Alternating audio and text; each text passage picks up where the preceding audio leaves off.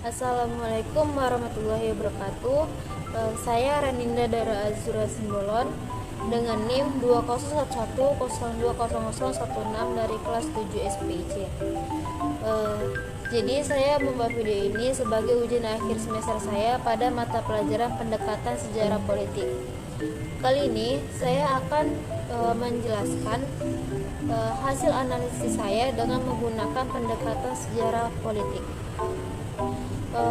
Judul yang akan saya bahas adalah tentang perkembangan Islam pada masa penjajahan. Namun sebelum masuk ke pembahasan, saya akan memberitahu kata kunci dari ilmu politik itu sendiri, yaitu kekuasaan dan kepemimpinan. Baik, yang pertama, saya akan menjelaskan sekilas tentang perkembangan Islam di Indonesia pada masa ketika Kesultanan Islam terlebih dahulu. Jadi seperti yang kita ketahui semua, bahwa sebelum masa penjajahan sudah banyak masyarakat Indonesia yang memeluk Islam sebagai agama mereka. Bahkan banyak kesultanan Islam yang berkembang, bahkan maju pada masa itu, menjadikan Islam semakin meluas lagi dan menyebar. Banyak juga faktor pendukung yang menyebabkan Islam dapat menyebar dengan cepat, seperti terjadinya hubungan perdagangan antara pedagang luar dengan Indonesia, hubungan perkawinan, pendidikan, dan lain sebagainya. Namun yang paling sangat berpengaruh dalam pengembangan dan penyebaran Islam di Indonesia ini adalah politik Islamnya, yaitu ketika raja suatu kerajaan yang sedang berkuasa pada masa itu memeluk Islam, maka rakyatnya akan terikut memeluk Islam juga.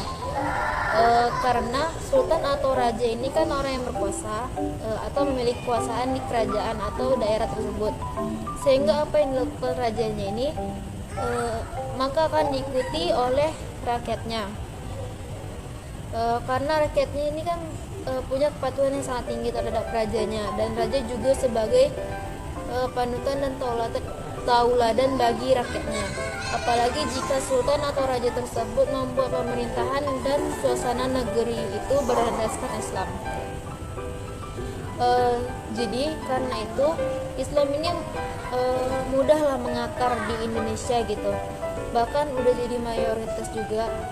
Jadi meski sudah jelas ketika penjajah datang dan berhasil menguasai Nusantara, kan berarti penjajah ini udah punya kekuasaan di Nusantara, terus membuat berbagai kebijakan untuk menghilangkan akidah Islam di masyarakat Nusantara.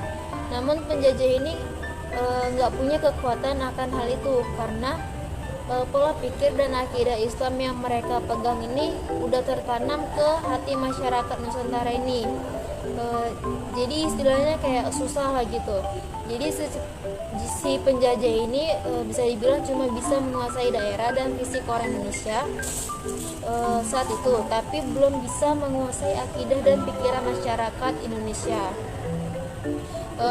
Padahal kan Belanda ini udah berusaha untuk melepaskan akidah Islam dari masyarakat Indonesia atau masyarakat Nusantara itu sendiri.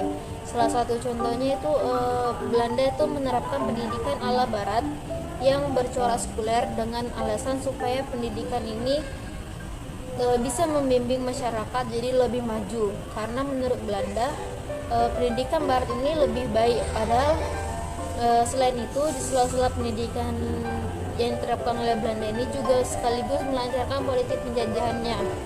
Walaupun Belanda ini nggak bisa menguasai psikologis masyarakat,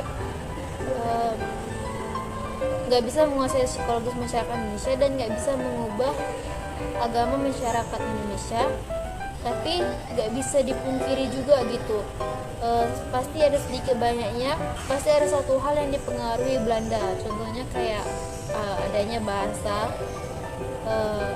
yang diserap menjadi bahasa Indonesia. Jadi dari itu meski secara umum Belanda ini berhasil mengalahkan kesultanan yang ada di Indonesia dan berhasil mengambil alih kekuasaan, namun Belanda ini nggak bisa menguasai psikologis masyarakat Indonesia itu sendiri, sehingga bisa dibilang Islam ini masih terus-menerus menyebar di Indonesia. Hal ini dikarenakan juga ada orang-orang yang lebih berkuasa di dalam masyarakat itu sendiri, yaitu adalah ulama. Jadi ulama inilah yang menjadi kunci menyebarnya Islam di Indonesia.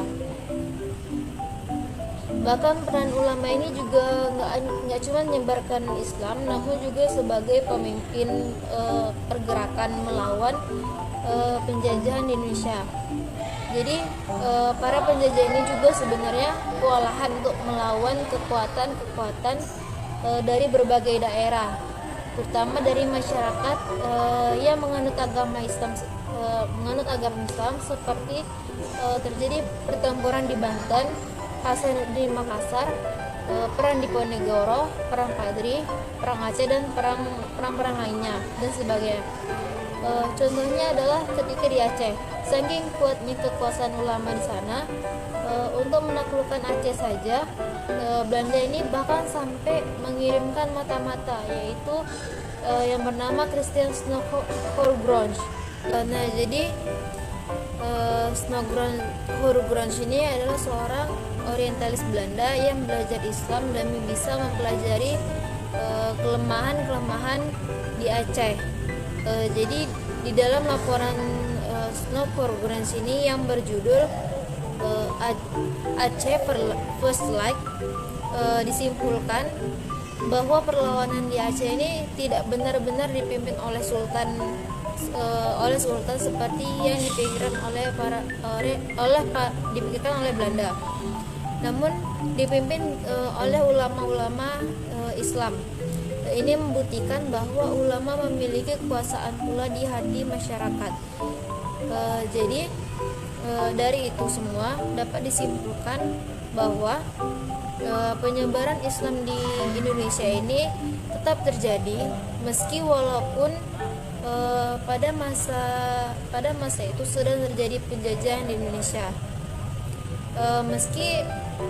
Meski sedikit terjadi hambatan, namun Islam tidak gentar terhadap penjajahan yang terjadi pada masa itu. Selain memang sikap semangat yang ditunjukkan oleh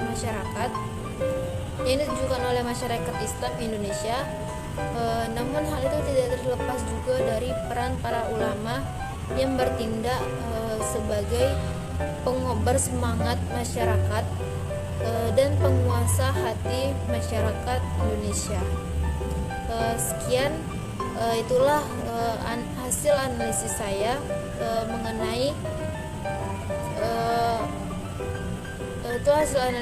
mengenai perkembangan Islam di Indonesia pada masa penjajahan. Sekian, assalamualaikum warahmatullahi wabarakatuh.